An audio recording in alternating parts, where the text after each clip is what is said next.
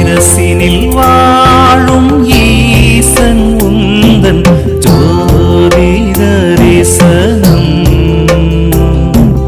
ஞானம் பிறந்திட மோட்சம் கிடைத்திட்ட புண்ணிய தரிசனம். சிருஷ்டி ஸ்திதி சம்ஹாரம் செய்யும் ஈசனின் தரிசனம். வார்த்தையில் சொல்ல வார்த்தை வராத சிவானந்தர் தரிசனம். தானே ஈஸ்வரன் மனமே குருவென்று காட்டிய தரிசனம்.